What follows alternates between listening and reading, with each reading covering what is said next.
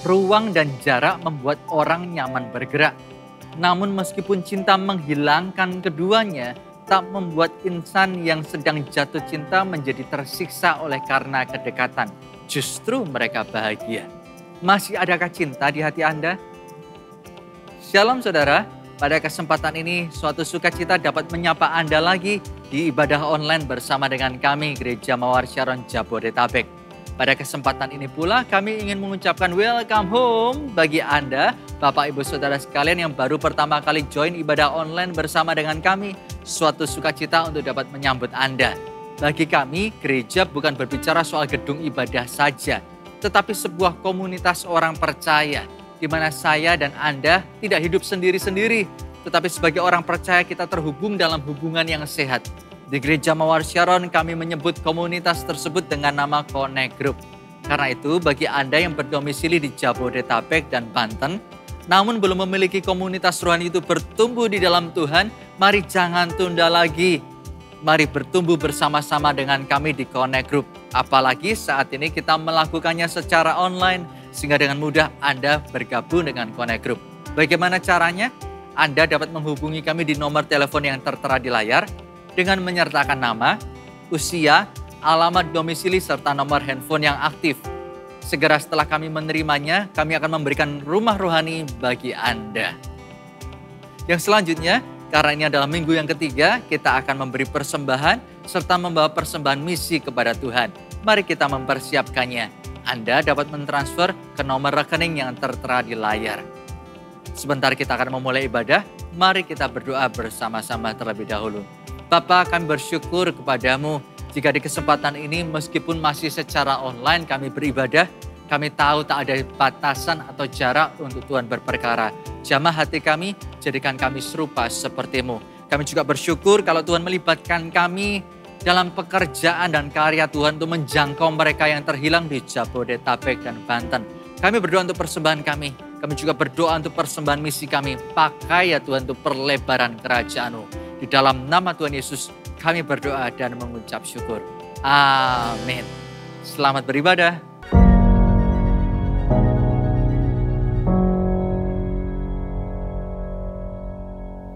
Shalom jemaat Tuhan, mari sama-sama kita berikan kemuliaan buat Tuhan kita. Haleluya.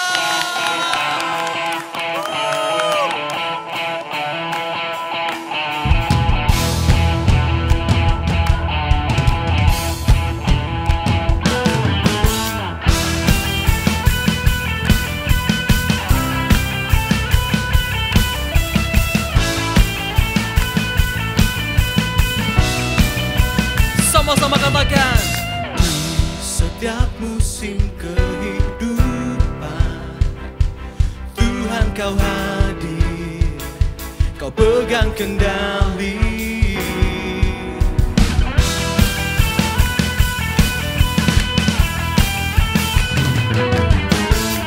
Tuhan firman-Mu meneguhkan, kau Allah Immanuel, Allah Immanuel.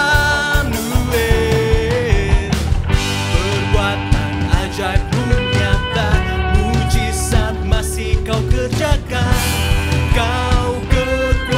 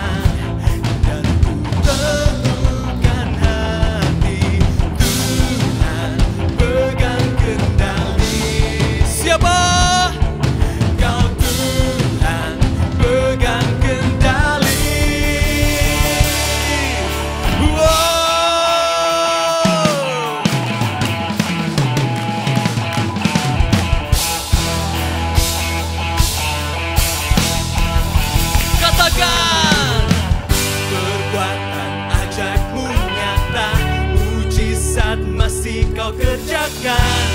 Kau kekuatan dan perlindungan, dua tanganmu menopang, mulia namamu berkuasa. Aku pemenang, sebab kau Allah yang bertindak. Kekuatan ajaibmu nyata, mujizat masih kau kerjakan. Kau kekuatan dan perlindungan, dua tanganmu menopang, mulia namamu berkuasa. Aku pemenang, sebab kau Allah yang bertindak. Sorakan haleluya. Terima kasih Tuhan. Thank you Jesus. Thank you Jesus.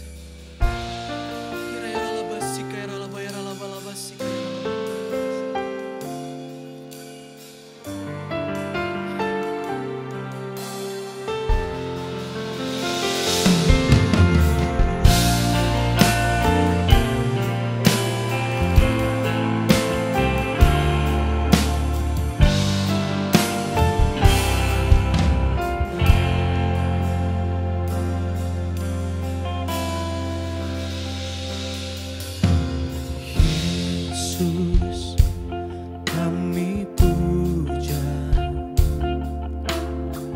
kami sembah sebagai Raja. Berdiri di tengah kami, ditinggikan dan dipuji.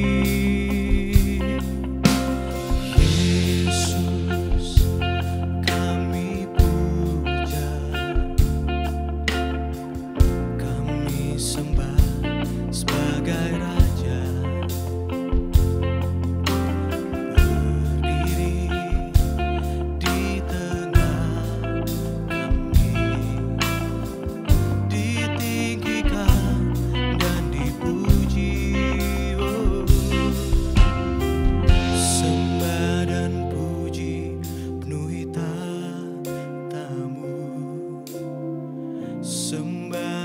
puji penuhi tahtamu. Sembah dan puji penuhi tahtamu. Yesus Tuhan adalah Raja. Sembah dan puji penuhi tahtamu. Sembah dan puji penuhi tahtamu. Sembah dan puji penuhi tahtamu. Yesus Tuhan adalah Raja.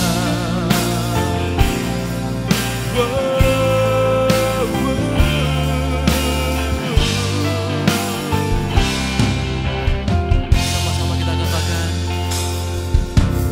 Yesus, kami puja, kami sembah sebagai Raja. Berdiri di tengah kami, ditinggikan dan dipuji. Panggil namanya Yesus.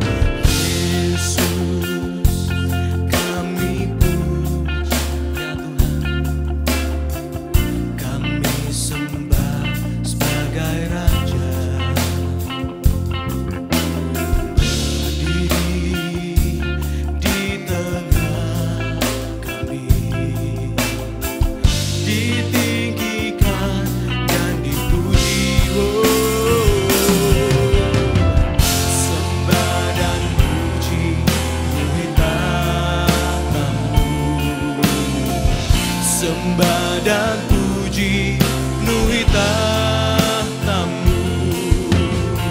Sembah dan puji penuhi tahtamu. Yesus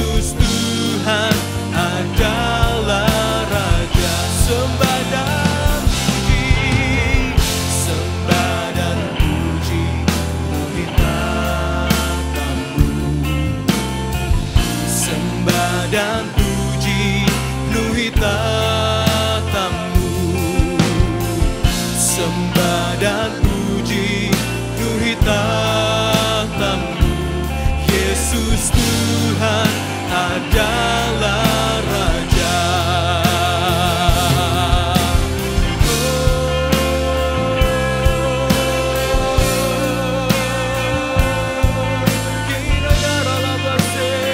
Kami naikkan penyembahan kami Tuhan di hadapan-Mu saat ini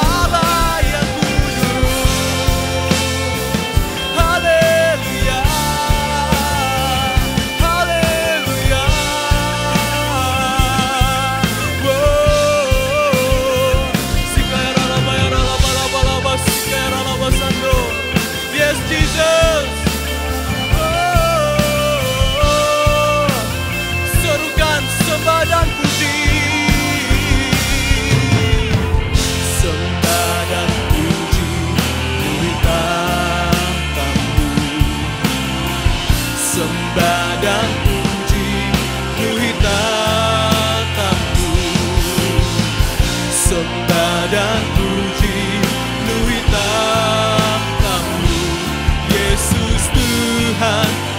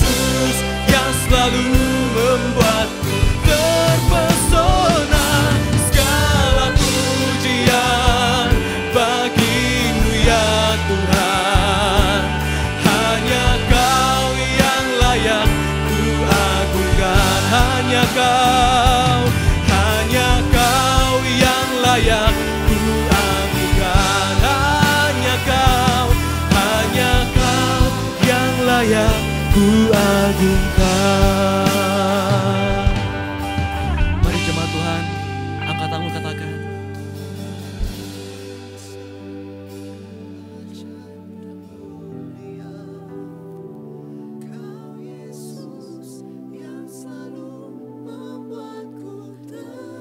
Sembah Dia.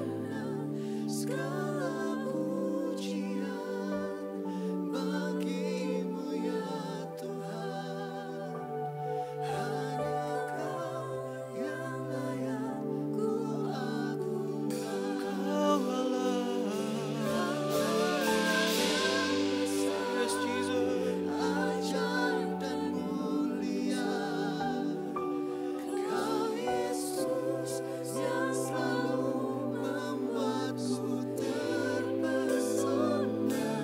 Segala pujian bagimu ya Tuhan, hanya kau yang layak ku agungkan.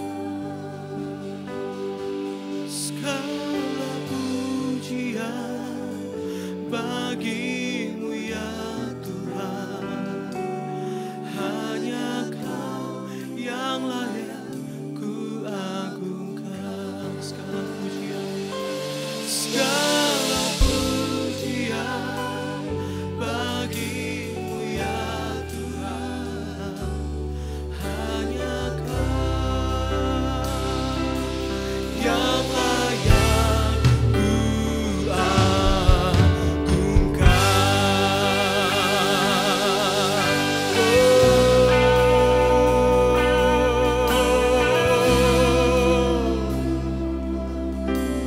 Engkau kudus Tuhan di tempat ini.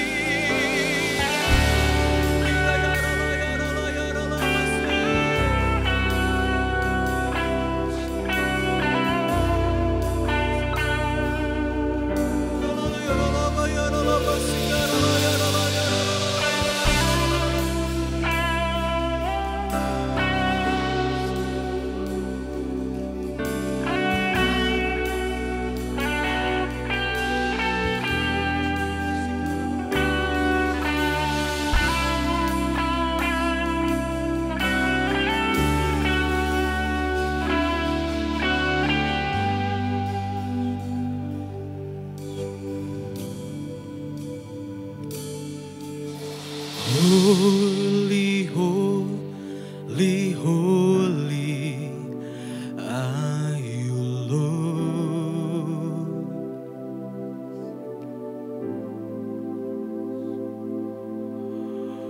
Holy, holy, holy are you, Lord.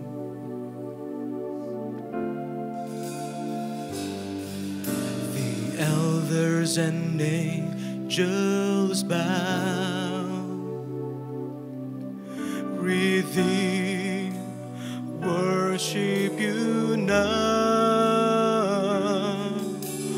Holy, holy, holy are you, Lord. Sama-sama kita katakan, holy. Holy, holy, holy are you, Lord. You are holy. Holy, holy, holy are you, Lord.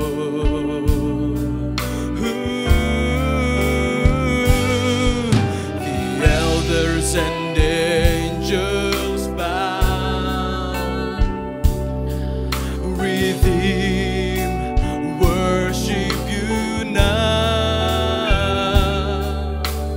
Holy, holy, holy are you, Lord.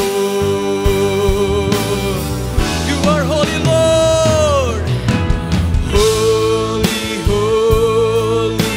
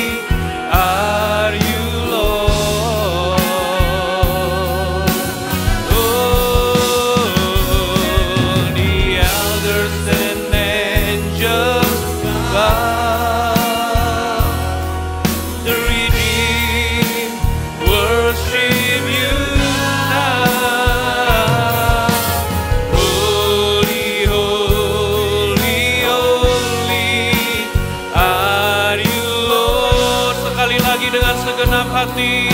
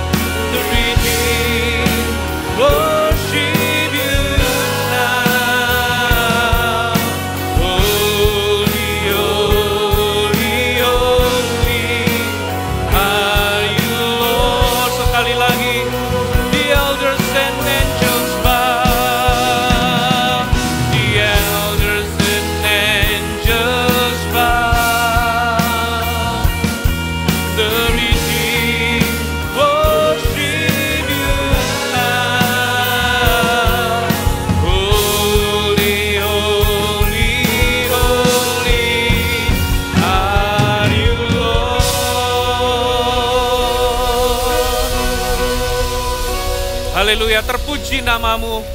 Engkau yang kudus, Engkau yang mulia, Engkau yang kami puja, Engkau yang kami sembah. Mengucap syukur karena kami punya Tuhan atas hidup kami. Terima kasih untuk segalanya. Tuhan, kami rindu Engkau berbicara atas kami. Ubahkan kami, khususnya Tuhan, kami rindu Engkau ajari kami untuk mengasihi. Kami tahu hidup ini adalah sebuah ujian untuk mengasihi. Tolong kami, bantu kami, manusia yang seringkali egois, manusia yang seringkali mementingkan diri sendiri, tidak tahu mengasihi untuk kami bisa mengasihi. Berbicara atas kami pada hari ini, kami siapkan hati kami untuk dikuasai oleh firman dan Roh Kudus. Kau menerangi hati kami, menguasai kami, dan mengubahkan kami. Terima kasih Tuhan, kami sambut firman-Mu di dalam nama Yesus. Semua yang antusias katakan, amin. Di tempat di mana Anda berada, berikan tepuk tangan yang luar biasa buat Tuhan kita. Shalom Bapak Ibu Saudara sekalian. Pada hari ini saya excited sekali, saya ingin membagikan sesuatu yang sangat penting untuk kita renungkan bersama-sama. Saudara, kita tahu bahwa di dalam kehidupan ini yang Tuhan, salah satu yang Tuhan mau uji dalam hidup ini adalah apakah kita bisa mengasihi. Saya hari ini masih di bulan Februari, saya akan banyak bicara mengenai hubungan, saudara. Dan saya memberikan topik atau judul firman Tuhan yang saya mau bagikan hari ini adalah toxic love atau cinta beracun. Apa itu toxic love? Toxic love adalah perilaku-perilaku atau kebiasaan-kebiasaan yang dilakukan oleh seseorang atas nama cinta di dalam sebuah hubungan. Tapi perilaku-perilaku dan kebiasaan-kebiasaan ini bisa berdampak negatif atau bisa berdampak buruk bagi kesehatan emosional. Bahkan bisa jadi kesehatan fisik seseorang. Toxic love ini merupakan kebiasaan atau perilaku yang dilakukan seseorang atas nama cinta. Tetapi sebetulnya itu bukanlah cinta perilaku itu.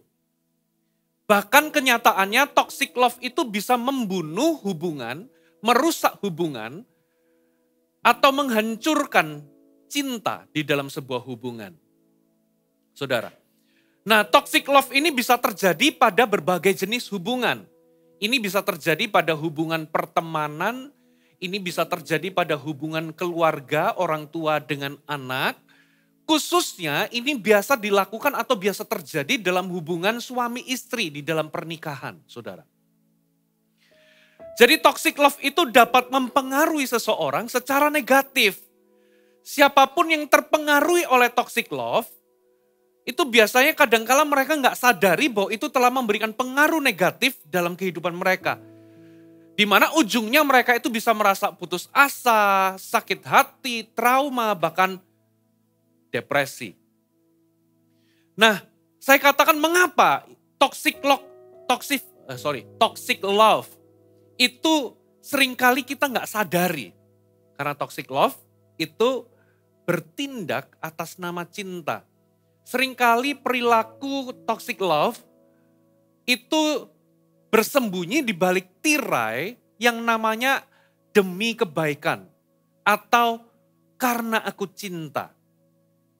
Sehingga beberapa orang yang mengalami perilaku demikian, mereka tanpa sadar mereka membodohi diri mereka sambil berkata, oh mungkin orang itu melakukannya ya karena dia itu cinta, ya dia itu perhatian, dia itu protektif. Sehingga ini bisa berbahaya, saudara. Faktanya, saudara, di dalam sebuah hubungan, toxic love itu seringkali bertindak berdasarkan rasa nggak aman atau ketidakdewasaan dan egoisme atau sikap mementingkan diri sendiri. Saudara. Nah, beberapa orang yang pernah mengalami toxic love dari orang tuanya, ya karena mereka itu tumbuh dengan perilaku ini, sehingga mereka itu mengasosiasikan toxic love itu dengan cinta. Sehingga apa yang terjadi ketika mereka besar, dewasa dan masuk dalam pernikahan, mereka melihat bahwa perilaku-perilaku cinta beracun ini sebagai hal yang normal dalam hubungan percintaan atau hubungan suami istri. Dan ini bisa merusak hubungan. Ternyata ketika dijalani, mereka menjadi sakit hati, ada trauma, ada kepahitan, dan itu merusak cinta dalam sebuah hubungan. Jadi inilah bahayanya. Kita bisa menjadi nggak sadar bahwa dalam hubungan kita ini melakukan perilaku-perilaku toxic love atas nama cinta, yang mana sebetulnya itu bukanlah cinta, tapi perilaku toksik. Ya, di sisi lain, orang yang menerima perlakuan tersebut nggak sadar bahwa itu bisa mempengaruhi diri mereka secara negatif. Jadi ini bahayanya. Bagi yang melakukan, ya mereka itu nggak melihat ini sebagai perilaku toksik, tapi menganggapnya sebagai cinta. Orang yang menerimanya, walaupun itu memberikan pengaruh negatif terhadap dirinya, tapi mereka melihat bahwa, oh mungkin ini normal, mungkin ini sesuatu yang ya memang mungkin cinta, itu seperti ini. Toxic love itu dapat merusak hubungan, merusak pernikahan. Nah sekarang kita bahas, saya membatasi ada 4 perilaku toxic love yang dilakukan seringkali oleh pasangan suami istri, yang dilakukan secara berulang-ulang dalam pernikahan. Dan 4 toxic love ini berbahaya dan bisa menghancurkan sebuah hubungan di dalam pernikahan. Yang pertama saudara, toxic love menuntut dengan egois. Saya ulangi, toxic love menuntut dengan egois. Saudara, dalam sebuah hubungan pernikahan, saudara, kita seringkali tidak bisa pungkiri bahwa kita akan bertemu dengan perbedaan. Kita akan bertemu dengan kekurangan pasangan. Kita akan bertemu dengan kelemahan pasangan. Kita akan bertemu dengan harapan-harapan kita terhadap pasangan yang tidak menjadi kenyataan. Nah, seringkali ketika kita bertemu dengan hal-hal tersebut, hal itu akan memicu sebuah konflik di dalam pernikahan kita. Nah, konflik itu adalah sebuah jalan di mana konflik itu kalau ditangani dengan sehat, dengan baik, itu adalah sebuah jalan di mana pasangan suami istri itu saling memahami satu sama lain dan saling menyesuaikan diri satu sama lain. Tapi sayangnya banyak pasangan suami istri ketika mereka mengalami yang namanya konflik, mereka itu tidak saling memahami dan saling menyesuaikan diri, tapi ujungnya mereka itu menjadi frustasi. Ya, konflik itu harusnya membuat kita itu saling memahami dan saling menyesuaikan diri. Itu yang namanya kompromi. Saudara, di dalam kompromi itu kita ini menyesuaikan diri. kita mengalami adjustment, kita saling memahami pasangan. Ada hal-hal tertentu yang nggak bisa dipaksakan. Ya, lalu kita menurunkan standar, kita ini kompromi satu sama lain. Tapi seringkali ini yang terjadi, banyak pasangan suami istri, konflik itu tidak membawa kepada kompromi, tidak membawa kepada saling memahami dan menyesuaikan. Yang ada konflik itu membuat frustasi pasangan. Dan apa yang terjadi ketika pasangan itu frustasi? Ini yang terjadi. Saudara, entahkah dia suami atau entahkah dia istri, dia akan membuat tuntutan yang egois. Jadi, saudara, reaksi alami, insting kita ketika kita ini frustasi terhadap pasangan kita, ketemu sama perbedaan, ketemu sama harapan yang tidak menjadi kenyataan, ketemu sama kekurangan dan kelemahan pasangan, apalagi ketemu sama kesalahan pasangan, kita menjadi frustasi.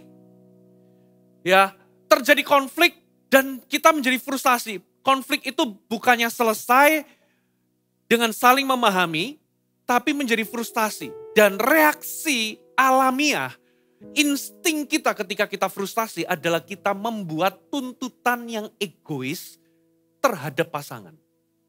Saudara. Nah, apa yang terjadi ketika seseorang menuntut pasangan secara egois? Dan kalau itu dilakukan secara berulang-ulang di dalam hubungan itu, maka itu bisa jadi menjadi sebuah perilaku yang abusive. Itu menjadi toxic love. Menuntut dengan egois.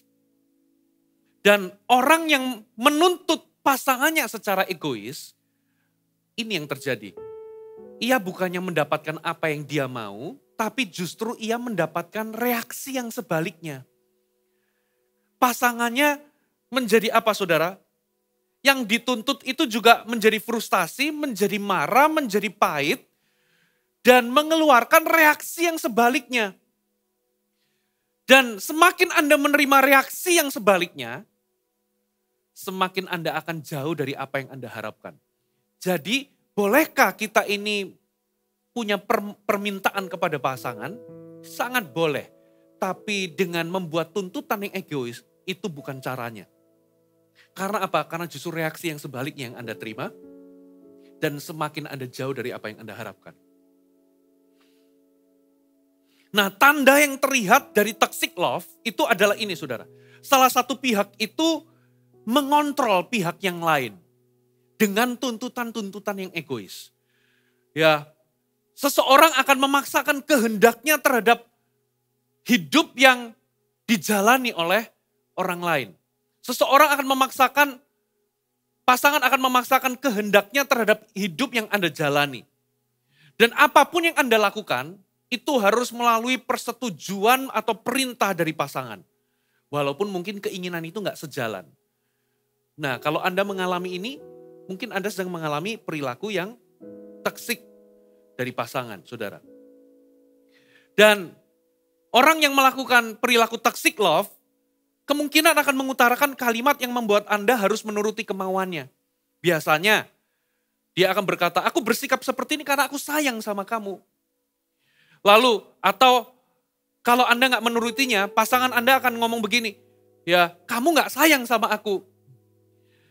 Dan ini membuat Anda mau nggak mau harus menuruti keinginannya. Dan keinginannya itu adalah sebuah tuntutan-tuntutan yang egois. Saudara, nah mari kita buka firman Tuhan. Saudara, 1 Korintus 13 ayat 5b, bagian yang kedua. Kita baca aja secara utuh. Saudara, ia atau kasih tidak melakukan yang tidak sopan. Dan tidak mencari keuntungan diri sendiri.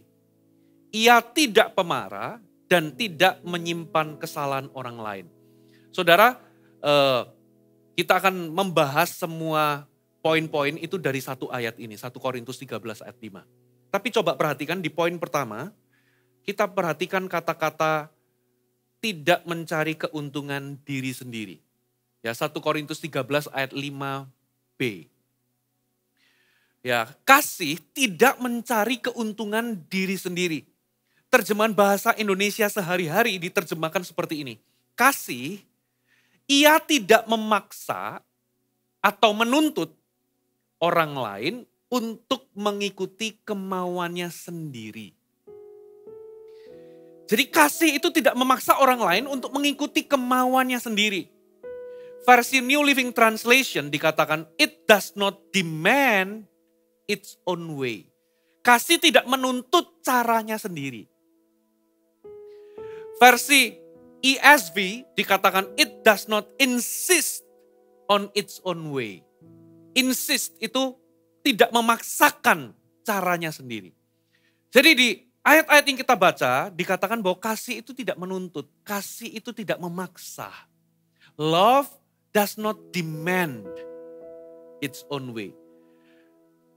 Saudara, toxic love itu always demand its own way.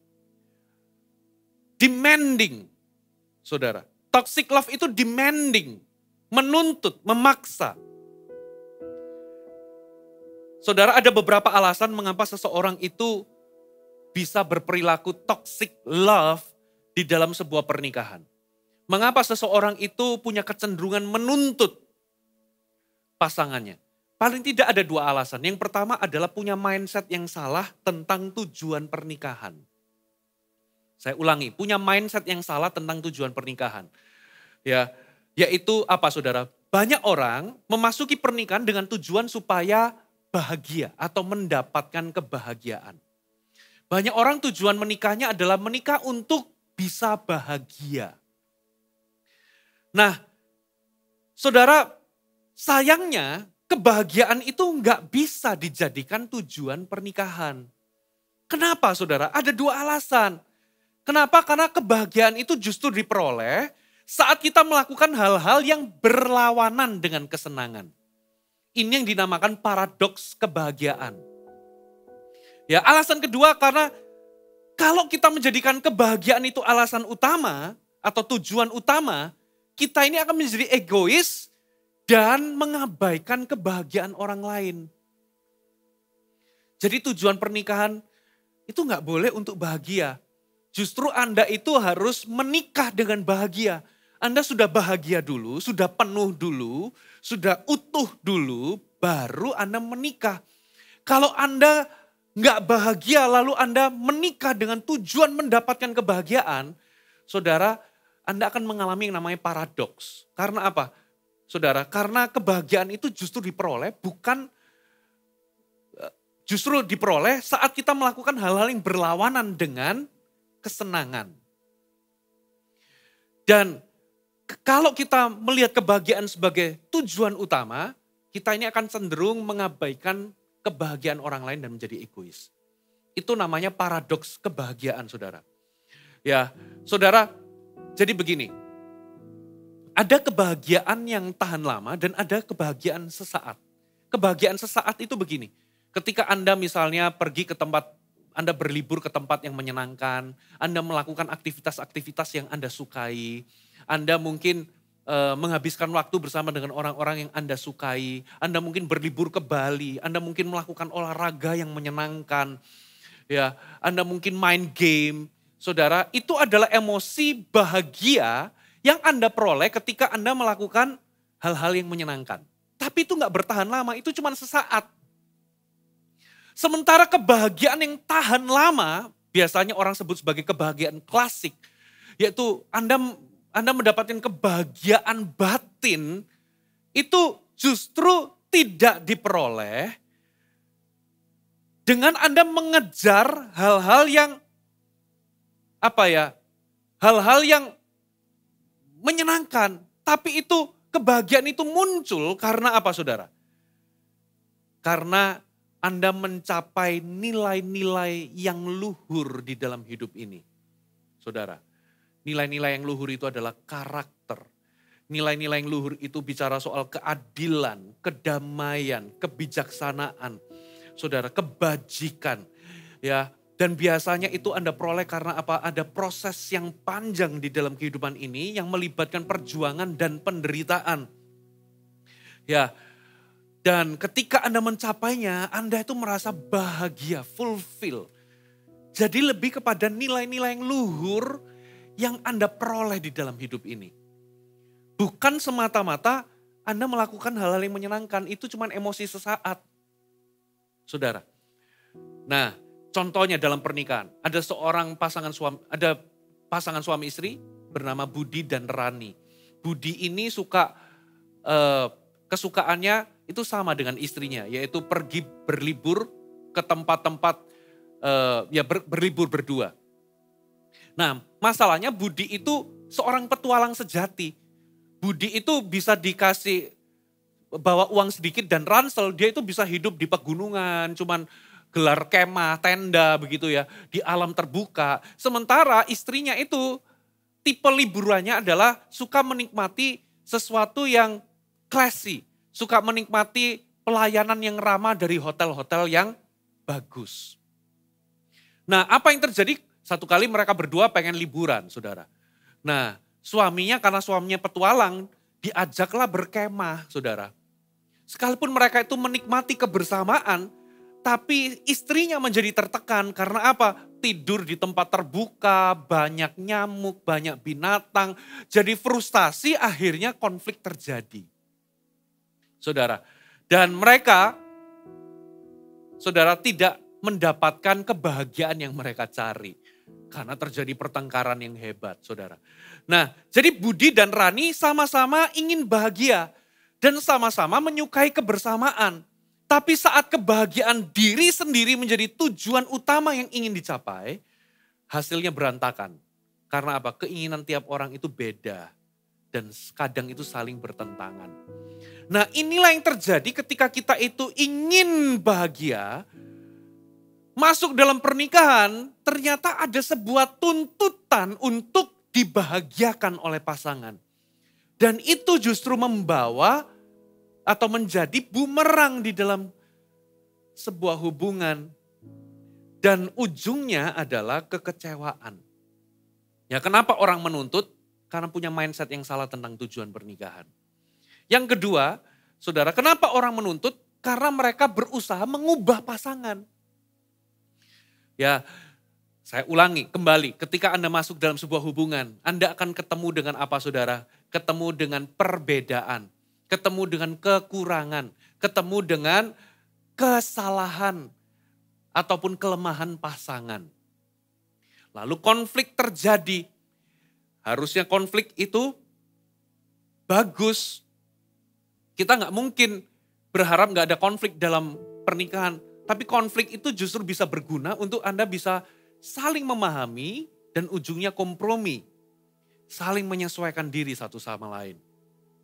Tapi yang sering terjadi, konflik itu mengarah kepada frustasi. Saudara, frustasi lihat pasangannya, frustasi lihat perbedaan, frustasi lihat harapan gak menjadi kenyataan, frustasi lihat pasangannya itu gak sesuai apa yang dia harapkan. Lalu apa yang terjadi? Rasa frustasi itu dia tumpahkan dalam sebuah usaha untuk mengubah pasangan. Ya, dan ketika pasangan itu berusaha mengubah pasangannya, ketika seseorang berusaha mengubah pasangannya, ia mulai melancarkan tuntutan demi tuntutan yang egois. Saudara. Nah, padahal saudara, menuntut itu sebetulnya penolakan. Tuntutan yang egois itu sebetulnya penolakan. Kenapa? Karena ketika seseorang menuntut dengan egois, sebetulnya begini loh bunyinya. Berubahlah. Aku mau kamu berubah. Kalau engkau gak berubah, aku menolakmu. Itulah sebabnya dia akan menuntut sampai terjadi sesuatu. Jadi penolakan. Sementara dasar pernikahan adalah penerimaan, Bapak Ibu. Ya, dasar daripada keluarga atau dasar dari pernikahan adalah saling menerima. Di mana kedua insan, kedua mempelai saling menerima pasangan masing-masing. Lalu diikuti menjadi apa? Dua keluarga besar saling menerima. Ketika pasangan suami istri bercerai, apa yang terjadi? Mereka saling menolak satu sama lain. Dan ketika mereka saling menolak satu sama lain, dua keluarga besar juga ikut bercerai, saling menolak satu sama lain. Ya, keluarga pria dan keluarga wanita itu saling menolak satu sama lain. Saudara. Nah, Jadi dasar keluarga atau dasar pernikahan adalah saling menerima atau penerimaan. Maksudnya apa menerima? Penerimaan atau saling menerima. Yang pertama, saling menerima apa saudara? Kekurangan, bukan cuma kelebihan yang kita terima, tapi kita juga menerima kekurangan pasangan. Katakan amin. Jadi menerima itu artinya, saudara, Anda berkonsentrasi kepada kelebihannya, dan Anda tidak membesar-besarkan kekurangannya. Anda menerima bukan hanya kelebihan, tapi juga kekurangannya. Tapi ini yang terjadi dalam pernikahan, bukannya saling menerima satu sama lain, mereka ingin mengubah satu sama lain. Jadi ada pasangan suami istri bukannya saling menerima, tapi saling berusaha mengubah satu sama lain. Saudara, menerima apa lagi? Bukan hanya menerima kekurangan, tapi juga menerima perbedaan. Pria dan wanita, suami dan istri itu banyak perbedaannya, makanya harus saling menerima. Bukan saling mengubah pasangan. Ada istri-istri yang komplain. Aku ini jengkel, frustasi dengan suamiku. Kenapa suamiku gak bisa ngerti perasaanku? Kenapa suamiku gak ngerti perasaan wanita? Lalu dia berusaha mengubah pasangannya untuk bisa mengerti perasaan wanita 100%. Saudara, pasangan Anda, hai istri-istri, pasangan Anda itu pria. Kalau Anda berusaha mengubah pasangan Anda mengerti 100% jalan pikiran dan perasaannya wanita, berarti Anda sedang mengubah pasangan Anda atau suami Anda jadi perempuan. Gak bisa. Ada suami-suami komplain, istriku ini kok gak mikir, kok gak pakai logika, istriku ini gak ada otak. Hati-hati saudara. Ya jangan ngomong istriku gak ada otak. Karena apa? Karena istri Anda memilih Anda.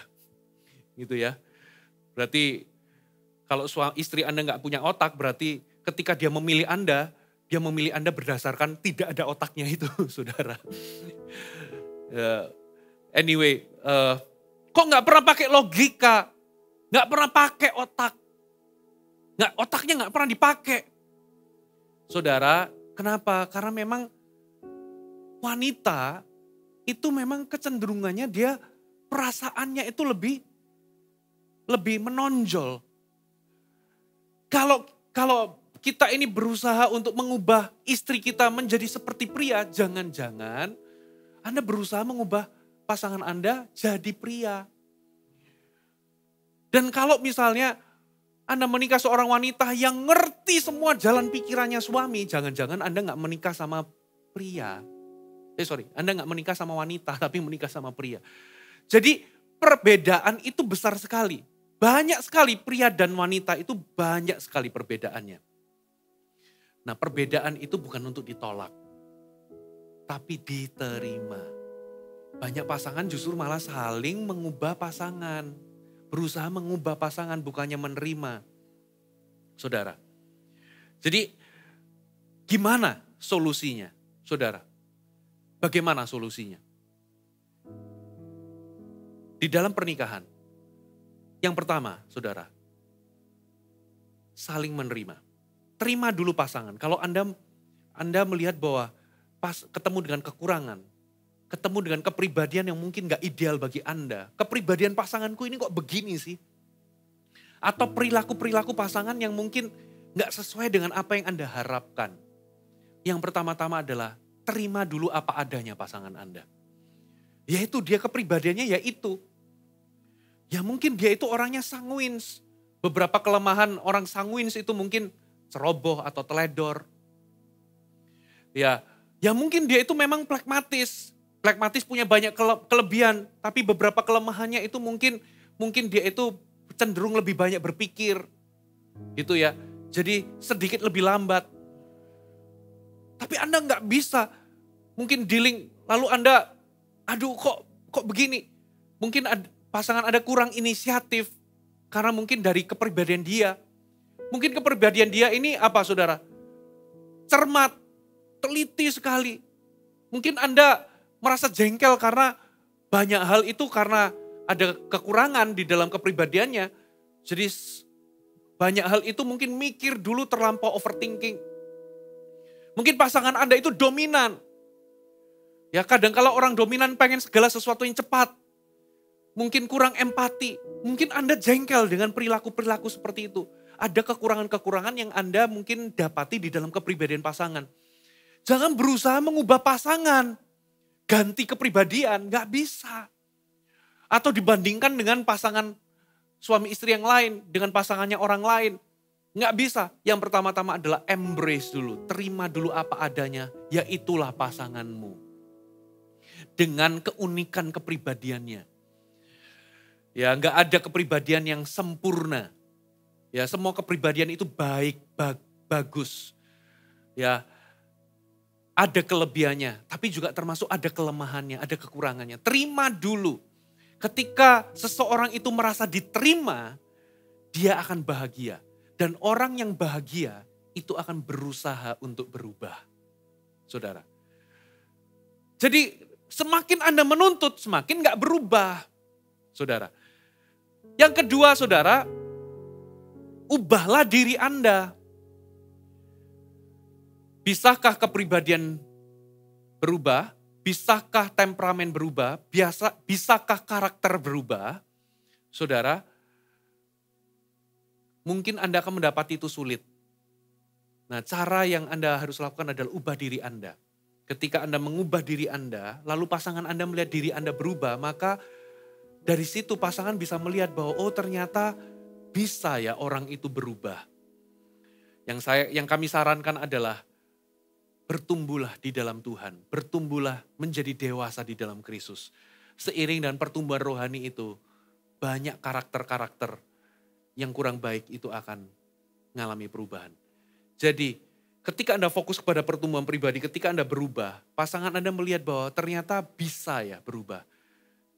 Dan pasangan Anda akan berubah. Yang ketiga saudara, buat kesepakatan bersama. Saudara, mungkin banyak orang bertanya, Pastor Fuji, di dalam pernikahan masa gak boleh mengajukan permintaan atau punya harapan kepada pasangan?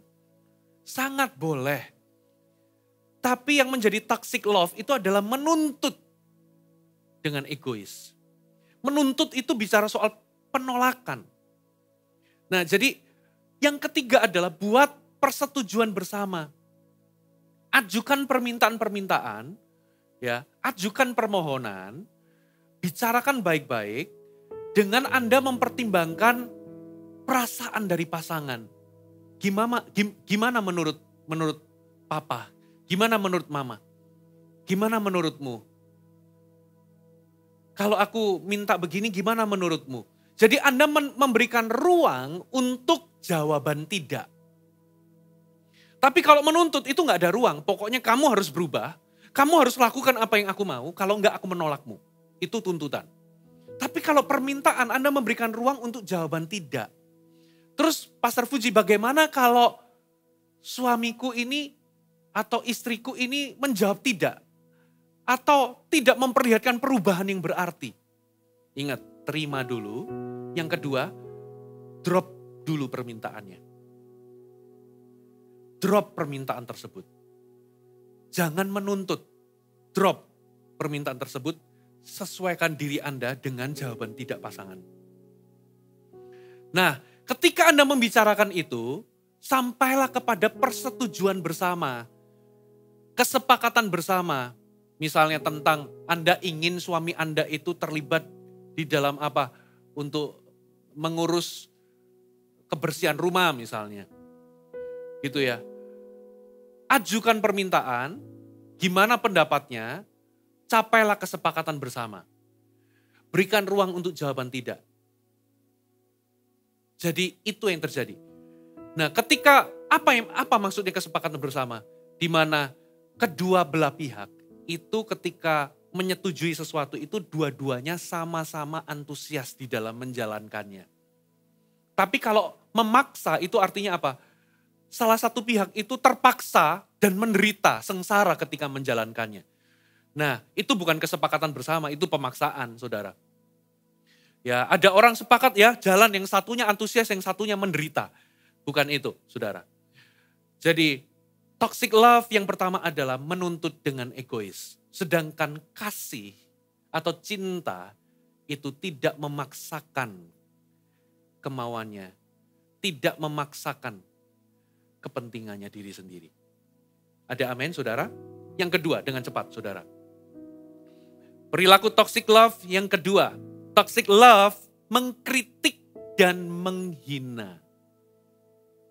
Mari kita baca firman Tuhan ya, 1 Korintus 13 ayat yang kelima. Tapi kita baca bagian pertama atau bagian A. Ia tidak melakukan yang tidak sopan. Kasih tidak melakukan yang tidak sopan. Terjemahan bahasa Indonesia sehari-hari dikatakan begini. Kasih tidak kasar. Versi mudah dibaca, kasih itu tidak kasar. Versi New King James dikatakan, love does not behave rudely. Tidak berperilaku kasar. Versi Amplified Bible, love, it is not rude.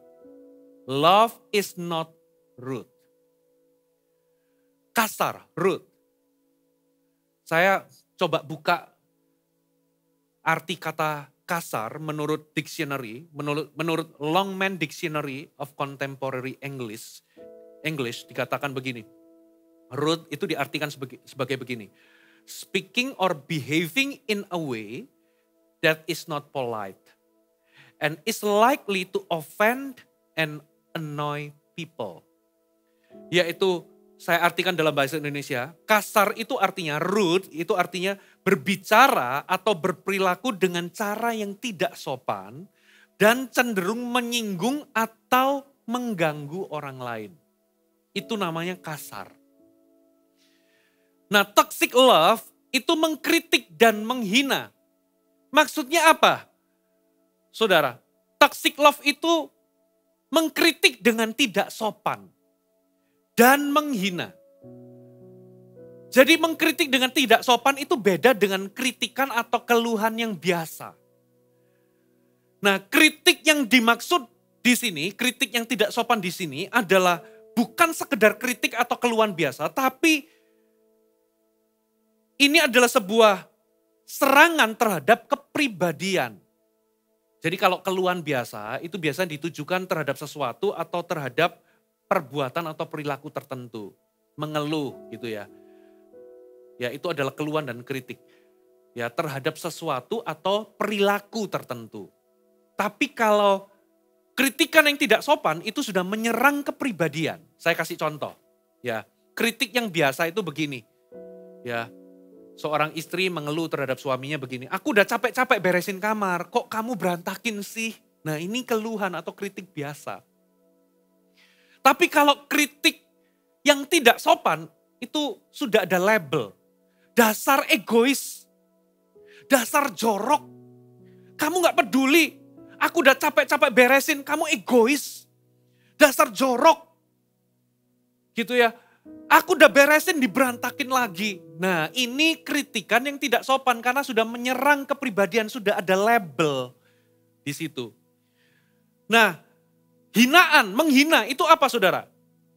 Nah kritik yang gak sopan kalau dilakukan berulang-ulang itu akan meningkat menjadi sindiran dan hinaan. Ya. Nah hinaan itu muncul karena seseorang itu merasa lebih baik dari pasangannya. Hinaan itu muncul karena seseorang itu sudah gak lagi respect terhadap pasangannya. Langsung menghina. Jadi kalau hinaan itu terjadi, itu biasanya sudah hal-hal positif tentang pasangan hilang semua. Gitu ya. Contohnya dalam kasus kamar berantakan tadi. Ya. Kalau kritik biasa itu begini, kalau kritik atau keluhan biasa, aku udah capek-capek beresin kamar kok kamu, kok kamu berantakin sih. Nah kalau kritikan yang tidak sopan, seperti tadi dikatakan dasar egois. Aku udah capek-capek begini, kamu gak peduli ya. Aku udah capek-capek beresin kamar, kamu kok berantakin. Nah ini sudah ada label, itu kritikan yang gak sopan. Tapi kalau hinaan itu meningkat dengan apa saudara? Dengan eskalasinya meningkat saudara.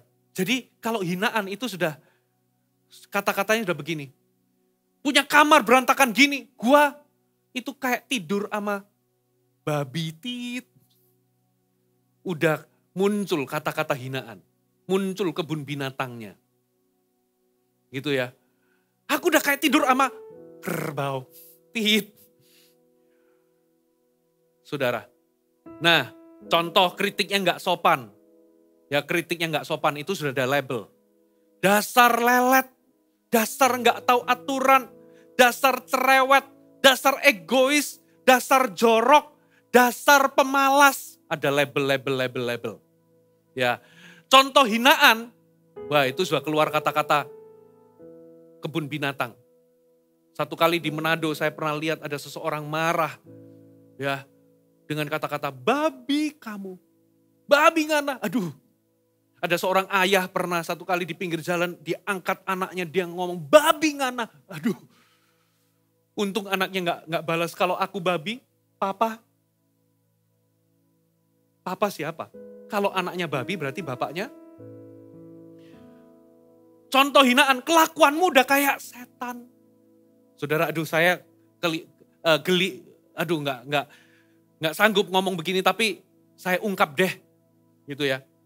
Dipikir dong, dasar nggak ada otak. Nah, itu sudah hinaan, saudara. Dari tadi bicara nggak didengar, dasar tuli, aduh, itu kalau orang Jawa lebih kasar lagi. Saya nggak bisa menerjemahkannya di sini. Dasar mulut comberan. Cerewet banget sih. Suami bodoh, istri bodoh. Gitu aja gak bisa. Yang lebih kasar lagi, suami goblok. Istri goblok. Gitu ya. Dasar rakus. Ini badan atau gardusis kamling? Hati-hati saudara. Ini sudah kasar saudara. Ini sudah menghina. Nah ada banyak suami istri sebetulnya bisa gunakan kesempatan untuk mencintai. Tapi di dalam hubungan mereka mengembangkan toxic love yang kedua. Mereka mengembangkan kritikan yang tidak sopan, sindiran, bahkan hinaan. Saudara. Nah toxic love itu seringkali menggunakan alasan demi kebaikan. Pastor, saya lakukan itu karena apa? Kalau dia nggak ditegur, kalau nggak digituin, kalau gua nggak tegur, dia makin menjadi-jadi. Saudara, ada perbedaan antara menegur dengan menghina. Ada perbedaan antara menegur dengan menjadi kasar, rude, atau kasar. Kasih itu nggak kasar. Kasih itu menegur tapi kasih nggak kasar. Bedanya apa menegur dengan kasar?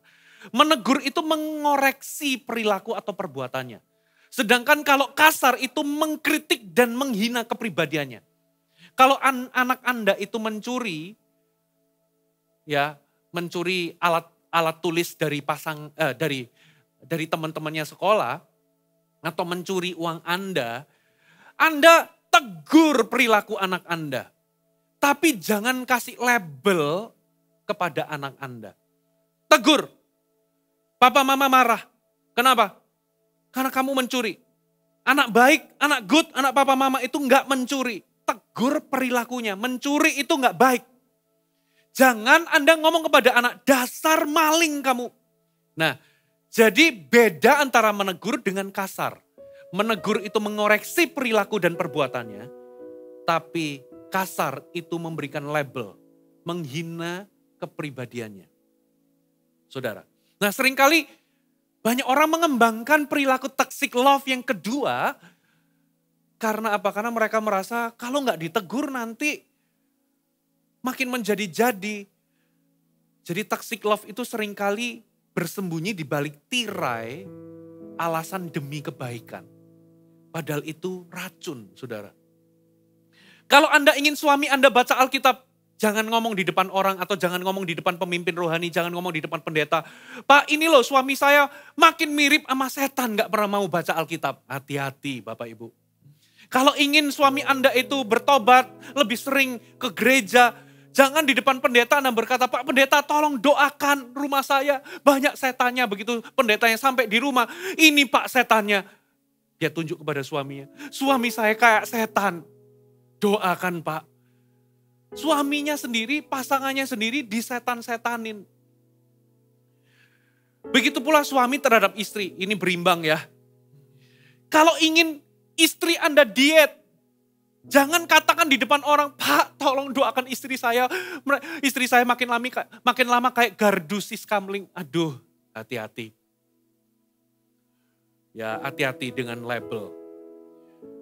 Saudara, dalam pernikahan Anda akan mengetahui semua kelemahan kekurangan dari pasangan. Bahkan dalam pernikahan Anda akan mengetahui semua kebodohan-kebodohan pasangan.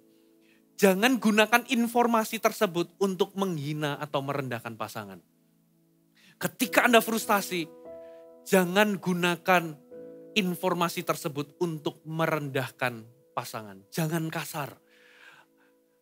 Love is not rude. Kasih itu tidak kasar. Bagaimana solusinya? Jadilah persuasif. Kalau Anda mengharapkan sesuatu kepada pasangan, jadilah persuasif. Jangan menghina. Kalau Anda ingin pasangan Anda lebih rapi, nggak berantakan, jangan menghina dasar jorok. Tapi jadilah persuasif. Ajukan permintaan dengan persuasif. Ingat tadi, buat kesepakatan bersama. Gimana baiknya? Ada amin? Yang ketiga, haleluya. Anda masih kuat bersama dengan saya? Toxic love yang ketiga adalah toxic love melampiaskan kemarahan. Katakan melampiaskan kemarahan. Kita baca ayat firman Tuhan ya, tetap di 1 Korintus 13 ayat 5, tapi sekarang kita baca bagian yang C, bagian yang ketiga. Dikatakan, ia tidak pemarah, kasih tidak pemarah. Versi mudah dibaca, VMD dikatakan, kasih tidak kasar, tidak memikirkan diri sendiri, perhatikan, tidak mudah marah. Lingkari kata-kata, tidak mudah marah. Versi firman Allah yang hidup, FAYH, diterjemahkan sebagai kasih tidak pemarah dan tidak mudah tersinggung. Versi NIV dikatakan, it is not easily angered. Nggak mudah tersinggung, nggak mudah marah. Saudara. Nah sekali lagi dalam hubungan pernikahan banyak hal dapat memicu konflik. Ya, banyak hal dapat memicu konflik. Konflik memberikan kesempatan kepada pasangan untuk saling mengerti, saling memahami satu sama lain. Namun tidak jarang seringkali konflik itu disikapi dengan cara melampiaskan atau menyemburkan kemarahan. Nah, toxic love itu mengambil jalan menyemburkan dan melampiaskan kemarahan sebagai penyelesaian. Tapi banyak orang yang melakukan ini nggak menyadari bahwa perilaku ini sangatlah melukai dan merusak pernikahan. Loh Pastor Fuji, apakah nggak boleh marah? Enggak, saya nggak ngomong kita nggak boleh marah. Marah itu tidaklah dosa. Marah itu bukan dosa. Marah itu adalah salah satu emosi yang Tuhan berikan. Kita ini bisa gembira, bisa sedih, bisa apa? Bisa marah, bisa senang, bisa takut. Itu adalah emosi, salah satu emosi yang Tuhan berikan dalam diri kita. Tapi yang Alkitab katakan, saudara, apabila engkau marah, firman Tuhan ngomong begini, jangan berbuat dosa. Jadi marah itu bukan dosa, tapi marah bisa memimpin kita kepada dosa. Bisa jadi dosa marah itu. Saudara, kalau Anda marah melampiaskan kemarahan dengan cara yang melukai pasangan, nah itu jadi negatif. Kalau Anda menyemburkan kemarahan sambil Anda memukuli pasangan, nah itu jadi dosa. Saudara, nah marah itu boleh, tapi jangan berbuat dosa. Nah toxic love itu mengambil jalan menyemburkan dan melampiaskan kemarahan sebagai penyelesaian. Saudara, dan yang perlu Anda waspadai, perilaku toxic love yang ketiga adalah melampiaskan dan menyemburkan kemarahan. Ya, atau meledakkan kemarahan. Seperti Coca-Cola yang Anda kocok lalu meledak, menyemburkan kemarahan. Meledakkan kemarahan, saudara. Nah sebenarnya kenapa sih kita ini menyemburkan kemarahan? Kenapa kita ini marah-marah? Ada 3 alasan kalau kita mau jujur. Yang pertama, kita melampiaskan kemarahan itu untuk menghukum orang lain, menghukum pasangan. Betul atau enggak? Ya. Jadi ketika pasangan itu mungkin saudara mengungkapkan unek-unek dan sebagainya, lalu Anda menjadi mudah tersinggung, lalu Anda mengambil jalan menyemburkan kemarahan untuk menghukum pasangan. Jadi tujuan dari menyemburkan kemarahan itu bukan menjelaskan situasi yang ada, tapi untuk menghukum pasangan, saudara. Karena apa? Kamu telah menyebabkan aku jengkel, kamu harus bayar. Lalu Anda menyemburkan kemarahan ya untuk menghukumnya. Yang kedua, kita menyemburkan kemarahan untuk apa? Menyalahkan orang lain, betul nggak? Kita marah-marah untuk mencari atau untuk menyalahkan orang lain. Saudara, menemukan seseorang untuk disalahkan. Kita ini menyemburkan kemarahan untuk apa? Menemukan seseorang untuk disalahkan. Nah, toxic love itu selalu harus menemukan seseorang untuk disalahkan sebagai pelampiasan dari kemarahan. Yang ketiga, saudara, untuk membela diri. Untuk menyamakan kedudukan, membela diri. Saudara, konflik itu bisa terselesaikan kalau dua belah pihak itu bisa menerima atau mendengarkan keluhan atau isu yang diungkapkan. Nah, seringkali kita, khususnya pria, saudara, kadangkala ketika pasangan kita itu mengungkapkan unek-uneknya atau perasaannya tentang perilaku kita, para pria, para suami, seringkali suami nggak nyaman. Dan ketika nggak nyaman itu, saudara, seringkali kita ini menjadi apa, saudara?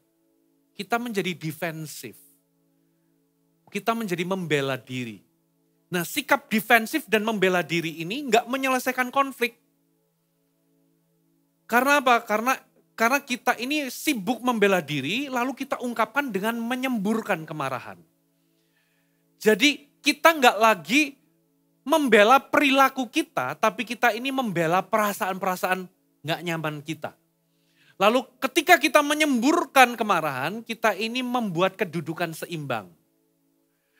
Ya, bukannya kita ini mendengar keluhan atau mengkoreksi diri, atau bahkan mungkin meminta maaf terhadap kesalahan kita, tapi kita marah-marah untuk menyamakan kedudukan.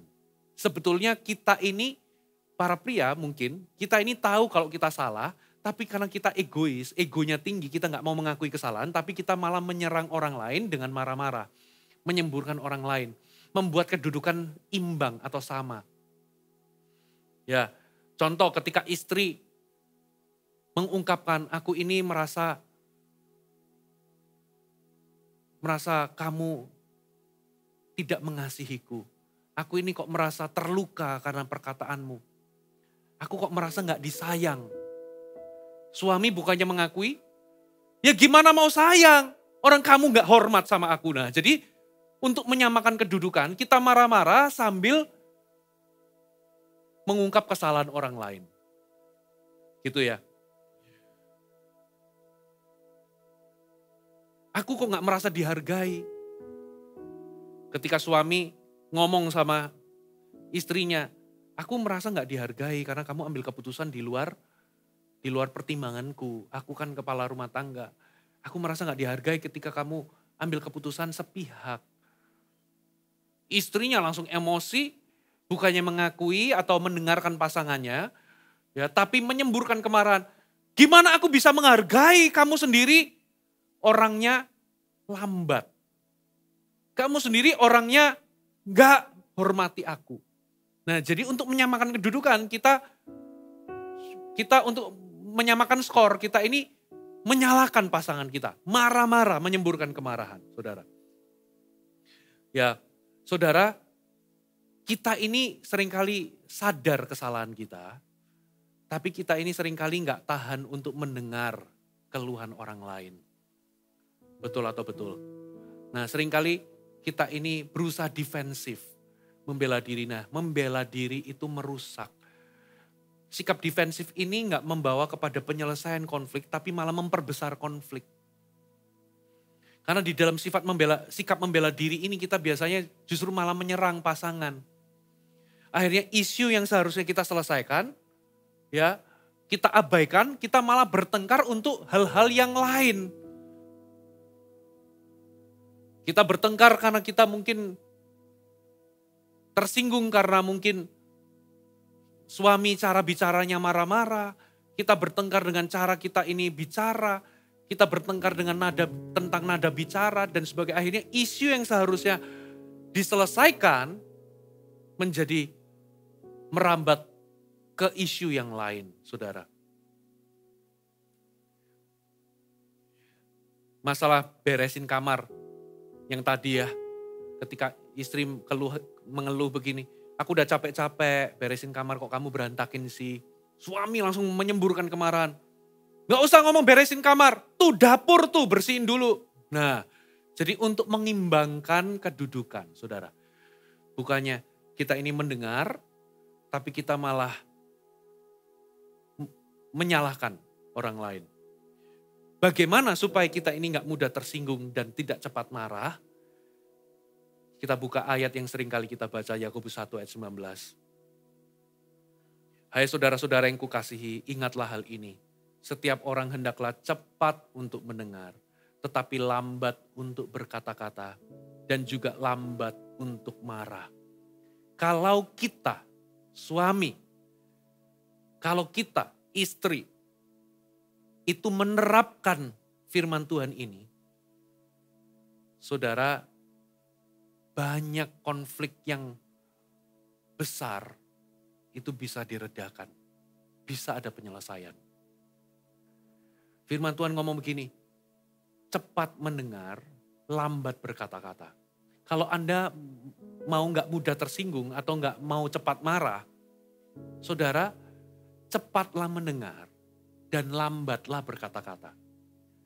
Tapi kalau Anda balik, kalau Anda itu lebih cepat ngomong daripada mendengar, Anda akan punya kecenderungan cepat marah. Jadi lakukan dua hal yang pertama. Maka otomatis yang ketiga akan terjadi. Dua hal pertama itu apa? Cepat mendengar, lambat berkata-kata. Kalau Anda lakukan ini, otomatis Anda akan lambat marah. Tapi kalau Anda lebih cepat ngomong daripada mendengar, otomatis Anda akan lebih cepat marah. Gitu ya. Jadi ketika pasangan Anda mengutarakan sebuah isu, mengutarakan perasaan, mengutarakan unek-uneknya tentang perilaku kita, ini yang kita lakukan. Kita ini malah mengumpulkan amunisi pembelaan untuk membuat kedudukan seimbang. Lalu kita semburkan dalam bentuk kemarahan. Jadi kita ini gak mendengar, ya kira-kira apa sih? Ya pasanganku ini ngomong, kita ini gak mendengar, tapi kita ini sibuk berpikir untuk apa? Membalas perkataannya.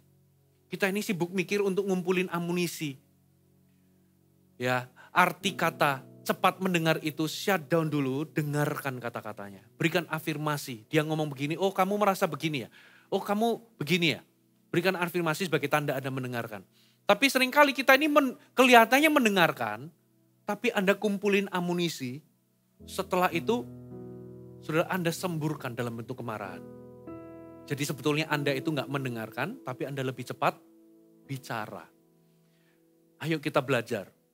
Saudara, dalam hal ini kita semua sama, kita semua murid untuk mengasihi. Saya bukan guru di dalam mengasihi. Saya pun masih perlu belajar dalam hubungan. Mari kita berkaca dari firman Tuhan, saudara. Jadi itu adalah toxic love. Yang terakhir, haleluya. Toxic love yang terakhir, toxic love menarik diri dan membangun tembok emosi. Kita baca 1 Korintus 13 ayat 5, tapi bagian yang terakhir, bagian D. Dikatakan, dan tidak menyimpan kesalahan orang lain. Versi bahasa Indonesia sehari-hari dikatakan, tidak dendam. Apa itu dendam? Menurut kamus besar bahasa Indonesia, dendam itu artinya begini. Berkeinginan keras untuk membalas. Atau menaruh perasaan ingin membalas. Jadi dendam itu kalau mau didefinisikan, dendam itu adalah rasa marah yang tidak terlampiaskan atau tidak tersalurkan. Sehingga di dalam hati menjadi sebuah sifat atau keinginan untuk membalas perbuatan orang lain. Jadi rasa marah yang tidak terlampiaskan atau rasa marah yang tidak tersalurkan itu jadi sebuah keinginan untuk membalas. Itu artinya dendam. Nah, seperti yang tadi saya katakan saudara, beberapa orang itu ketika dalam pernikahan dan terjadi konflik, ya, dendam itu bisa dilampiaskan dalam 2 hal. Yang pertama itu dendam itu bisa dilampiaskan dalam bentuk marah-marah. Ya, membalas pasangan, marah. Tapi ada yang dilampiaskan dalam bentuk membangun tembok emosi. Atau dalam bahasa Inggrisnya itu ada sebuah istilah namanya stone walling. Menjadi dinding batu. Nah, jadi toxic love yang keempat, itu menarik diri dan membangun tembok emosi. Jadi dalam hubungan pernikahan, kalau pasangan suami istri itu secara berulang terbiasa melakukan toxic love yang pertama menuntut dengan egois, lalu berimbas toxic love yang kedua menghina dan mengkritik dengan kasar, tidak sopan. Lalu yang ketiga, saudara, meningkat. Toxic love yang ketiga yaitu sering menyemburkan kemarahan. Saudara, maka itu akan menjadikan pasangan suami istri itu saling menyakiti. Dan apa yang terjadi kalau pasangan itu menyimpan atau seseorang itu menyimpan kesalahan, itu menjadi dendam. Nah, dendam itu, ingat, rasa marah yang tidak terlampiaskan atau tersalurkan. Kemarahan yang terpendam yang gak selesai. Gak terlampiaskan atau gak tersalurkan. Nah, dendam itu salah satu manifestasinya adalah membangun tembok emosi. Atau menarik diri. Dendam itu manifestasinya bisa macam-macam, tapi hari ini saya ingin mengkerucutkan dalam bentuk membangun tembok emosi atau menarik diri. Jadi di titik ini, pasangan itu saling menarik diri atau seseorang itu menarik diri dan membangun tembok emosi. Dengan apa? Bersikap diam dan membisu. Itu istilahnya stone walling, menjadi dinding batu. Apa itu stone walling? Stone walling itu dalam hubungan ketika seseorang itu menolak untuk berkomunikasi, dan menolak untuk bekerja sama dengan pasangannya dan menjadi seperti dinding batu. Pada saat ini suami istri sudah memisahkan diri secara emosi atau menutup diri secara emosi. Dan keduanya mungkin bisa saling berjumpa setiap hari, mungkin masih saling ngomong, tapi sudah tidak lagi ada percakapan heart to heart. Jadi ngomong itu cuma sebatas permukaan. Tapi gak ada lagi komunikasi yang mendalam dari hati ke hati. Pasangan sehat itu harus bisa berkomunikasi dengan dalam dari hati ke hati. Nah, kalau dalam konflik sikap stonewalling atau menarik diri, membisu, itu terlihat ketika salah satu itu menarik diri ya dan tidak lagi membicarakan masalah itu. Bersikap tidak peduli, acuh tak acuh, ya bahkan menganggap itu bukan masalah besar, gak usah dibicarain.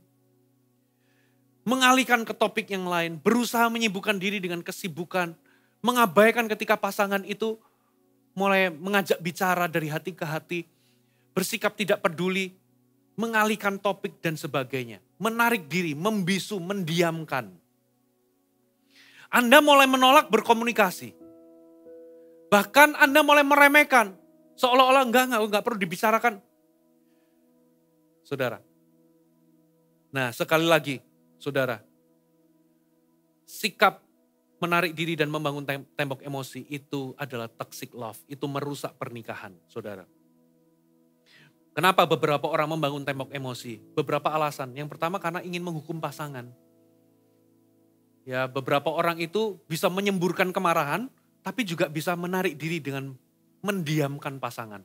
Dan itu bisa berlangsung berhari-hari, berminggu-minggu, bahkan berbulan-bulan. Ada yang sampai berbulan-bulan, Sur. Mendiamkan pasangan. Gitu ya.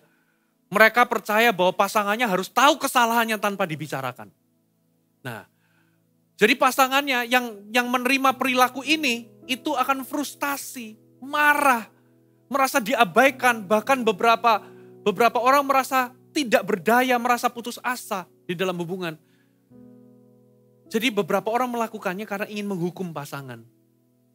Saudara, beberapa orang melakukannya karena memang gak terbiasa mengungkapkan perasaan atau gak bisa ungkapkan perasaan. Gitu ya, gak terbiasa ungkapan perasaan, gak terbiasa mengungkapkan dari hati ke hati. Nah, beberapa orang membangun tembok emosi karena tiap kali, karena kapok, lebih tepatnya kapok. Karena tiap kali kalau dia itu membicarakan sesuatu dari hati ke hati, dia selalu menerima konsekuensi yang buruk. Mungkin dimarahi apa dan sebagainya, sehingga dia kapok, dia menutup diri, ya, dia berhubungan terhadap pasangan itu cuman nggak dalam, tapi ya sebatas permukaan saja. Ya, cuman percakapan yang sehari-hari tapi nggak ada percakapan yang mendalam. Saudara, karena dia kapok. Tapi ada yang melakukan perilaku ini karena ingin apa, saudara? Mengontrol pasangannya, mendominasi hubungan. Nah, ini berbahaya, saudara. Perilaku menarik diri dan membangun tembok emosi itu menyebabkan sakit hati, marah, bingung, frustasi, putus asa. Orang yang menerima perlakuan ini bisa sampai di titik putus asa, merasa gak berdaya, bingung, merasa gak berharga karena merasa gak dipedulikan. Gitu ya. Tapi bukan hanya, yang sengsara bukan hanya yang diperlakukan, yang melakukan stonewalling, yang melakukan toxic love yang keempat ini, mendiamkan dan memisu, itu juga sengsara, saudara. Itu juga sengsara, tidur gak bisa tidur. Karena apa? Karena dia menarik diri dari keintiman. Dia menarik diri dari kedekatan dengan pasangannya. Jadi bukan hanya yang sengsara yang diperlakukan, tapi yang melakukan itu juga sengsara, saudara.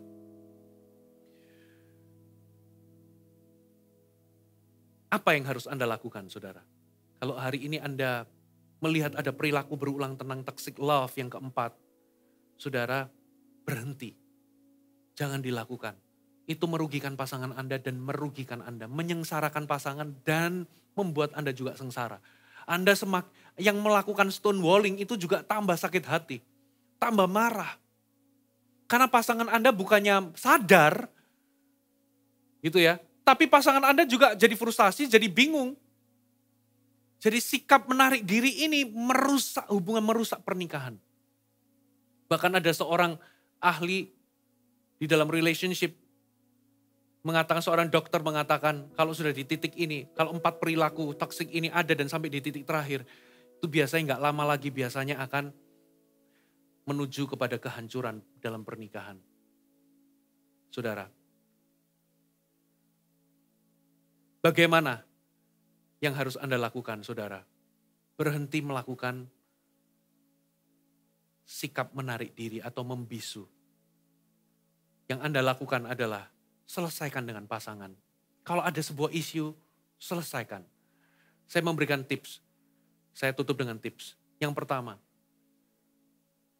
mulailah dengan Anda menyatakan perasaan Anda. Katakan dengan kalimat pasif, saya merasa. Jadi tidak memberikan label, tidak menghina, tapi katakan dengan saya merasa. Contoh, aku rasa jengkel karena engkau membuat kamar berantakan setelah aku bersihkan. Nah, aku merasa jengkel. Jangan ngomong dasar jorok, dasar egois. Kamu gak tahu kalau aku udah capek, beresin kamu berantakin lagi. Hindarkan itu tapi ungkapkan perasaan, aku merasa jengkel. Aku merasa jengkel karena engkau pulang malam tanpa memberitahu. Aku merasa jengkel karena engkau memutuskan sesuatu tanpa pertimbanganku. Aku merasa sakit hati karena engkau berbohong kepadaku. Aku merasa kecewa karena kamu lupa ulang tahun pernikahan kita. Aku merasa gak dihargai karena makananku karena masakanku tidak engkau sentuh sama sekali. Aku merasa. Saya dengan pasangan mengembangkan dari sejak saya awal menikah. Mengembangkan, aku merasa. Ungkapkan, sekalipun itu perasaan negatif. Ungkapkan, aku marah karena begini. Itu mengungkapkan perasaan. Jadilah terbiasa untuk mengungkapkan perasaan. Yang kedua, berbaikan. Jangan menarik diri, membangun tembok emosi. Berbaikanlah. Nah, di sini perlu untuk ada permintaan maaf. Ucapkan permohonan maaf. Ucapkan kata ajaib ini. Aku minta maaf. Ini sulit kadangkala. Saudara, ini sulit, khususnya bagi suami. Ini sulit ngomong sorry itu sulit. Karena apa? Anda meletakkan ego ke lantai lalu Anda injak-injak itu gak gampang minta sorry. Ya, tapi ini kata yang ajaib. Saudara. Nah, kalau minta maaf itu harus spesifik. Karena pasangan kita gak bisa menerima, ya aku minta maaf ya untuk semuanya. Nah, gak bisa. Minta maaf untuk apa? Jadi saudara harus nyatakan penyesalan. Lalu saudara harus terima tanggung jawab atau ambil tanggung jawab. Jangan menyalahkan orang lain. Ada orang minta maaf tapi nyalahin. Ya aku minta sorry aku sudah berbuat kasar. Tapi aku kasar begini karena kamu begini begitu. Nah itu bukan minta maaf. Itu namanya ngajak bertengkar lagi. Gitu ya. Ambil tanggung jawab. Ya, aku minta maaf karena aku berbuat begini, titik. Jangan, tapi aku berbuat gini karena kamu begini sih, karena kamu begitu. Jangan, itu namanya ngajak bertengkar lagi. Jangan menyalahkan, tapi terima tanggung jawab, ambil tanggung jawab. Lalu perbaiki kesalahan. Ya tanyakan apa yang bisa aku lakukan untuk memperbaiki kesalahan. Berusahalah mengubah perilaku.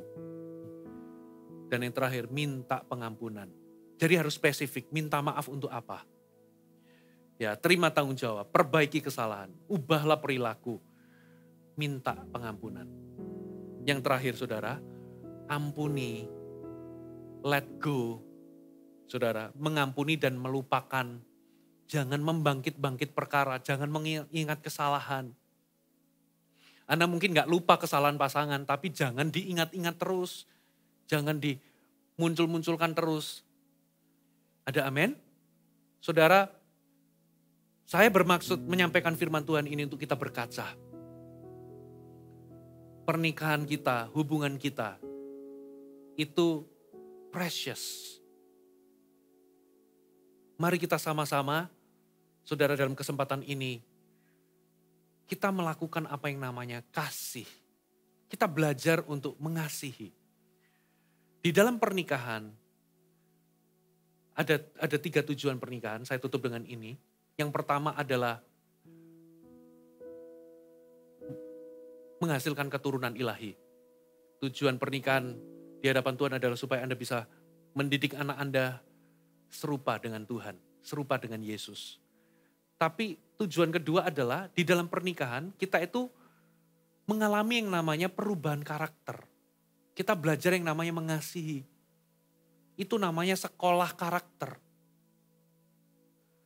Di dalam pernikahanlah kita ini belajar yang namanya pengorbanan, mengalah. Di dalam pernikahan ketika kita punya anak, kita biasanya itu makan gak pernah disisain. Begitu punya anak, makanan kesukaan itu Anda mau habiskan, begitu anak mau Anda kasih. Betul gak? Di dalam pernikahanlah kita ini belajar yang namanya mengasihi. Terjadi yang namanya perubahan karakter. Tujuan pernikahan yang ketiga adalah kita ini menggenapi rencana Allah di dalam pernikahan. Melalui pernikahan Tuhan ingin kita ini menggenapi rencana Tuhan dalam hidup ini. Tujuan kenapa kita ini ada di muka bumi ini. Ada amin? Nah, pernikahan kita ini berharga. Di dalam pernikahan kita ini belajar mengasihi. Kasih itu tidak menuntut. Kasih itu tidak kasar. Kasih itu tidak mudah marah. Dan kasih itu tidak dendam. Toxic love sebaliknya. Kasih itu menuntut, toxic love itu menuntut dengan egois. Toxic love itu mengkritik dengan tidak sopan dan menghina. Toxic love itu menyemburkan kemarahan. Melampiaskan kemarahan. Dan yang terakhir, toxic love itu menarik diri. Dan membangun tembok emosi. Mari kita satu di dalam doa. Terima kasih Tuhan. Engkaulah Tuhan. Engkaulah Raja. Berdaulat atas hidupku. Ku berserah penuh. Engkaulah Tuhan. Engkaulah Raja. Berdaulat atas hidupku. Ku berserah penuh. Mari katakan sama-sama, Engkaulah Tuhan. Tuhan. Engkaulah Raja. Berdaulat atas hidupku. Ku berserah penuh. Engkaulah Tuhan. Engkaulah Raja. Berdaulat atas hidupku. Ku berserah penuh. Engkaulah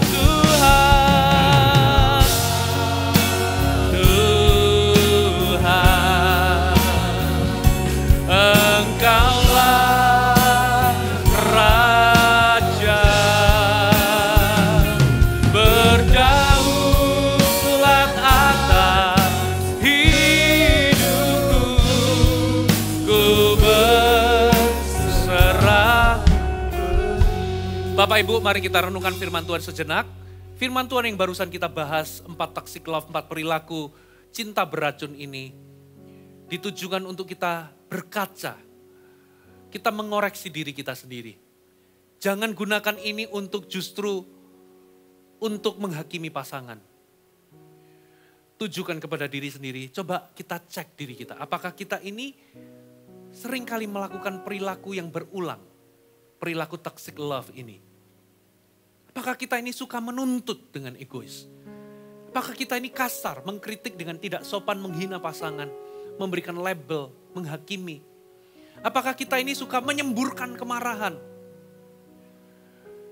Dan apakah kita ini suka menarik diri, mendiamkan pasangan? Kita cek, ini perilaku yang harus stop. Pernikahanmu berharga. Ingatlah kenapa Anda menikah, karena Anda menyayangi, mengasihi pasangan Anda. Kalau Anda mengasihi dan menyayangi pasangan Anda, mulai hari ini, berhentilah lakukan ini. Lihat pernikahanmu akan berubah. Atau mungkin Anda bisa lakukan ini dengan cara berdiskusi dengan pasangan. Coba Anda diskusi, suami dan istri. Kira-kira dalam pasangan, dalam hubungan Anda, interaksi Anda dengan pasangan, apakah Anda menunjukkan tanda-tanda seperti ini? Tanpa menghakimi pasangan, Anda juga bisa menyatakan bahwa, ya seringkali suami begini, seringkali istri engkau begini. Coba diskusi, jadikan ini pembelajaran. Ambil kesepakatan bersama. Ambil pertobatan secara bersama-sama. Lalu bangun pernikahan Anda. Saya berdoa di dalam nama Yesus, saya klaim setiap pasangan, setiap orang yang mendengarkan pesan ini, terjadi pemberesan, terjadi pemulihan dalam nama Yesus. Terus bagaimana kalau pasangan Anda nggak mendengarkan pesan ini? Anda ambil pesan ini lalu berubahlah terlebih dahulu. Jangan tuntut pasangan berubah, tapi Anda berubah terlebih dahulu. Amin. Izinkan saya berdoa bagi Anda. Kalau Anda suami dan istri, Anda bisa pegang tangan pasangan Anda. Kalau Anda sendiri, Anda letakkan tangan di dada. Hamba berdoa, Tuhan Yesus, Kau yang mengerti setiap pergumulan, setiap hubungan dalam pernikahan. Kau yang mengerti setiap konflik yang terjadi. Bapa, Engkau berbicara. Terjemahkan setiap kata-kata dari firman Allah dalam situasi mereka. Berikan hikmat, berikan kekuatan, berikan jalan keluar.